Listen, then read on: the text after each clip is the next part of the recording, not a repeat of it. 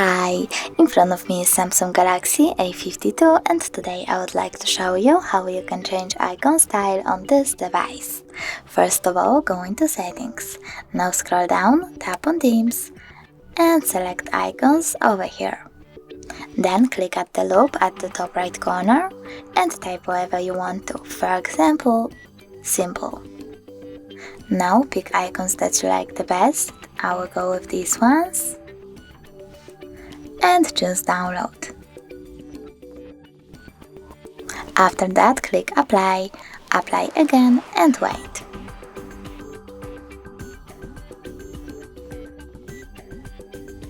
As you can see, style of my icons has changed, but if you wish to go back into the default ones, you can go into the same settings, choose themes again, click on these three lines at the top left corner, select my stuff, choose icons, tap on default ones and click apply.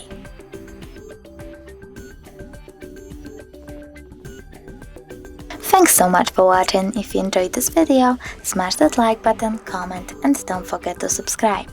Bye!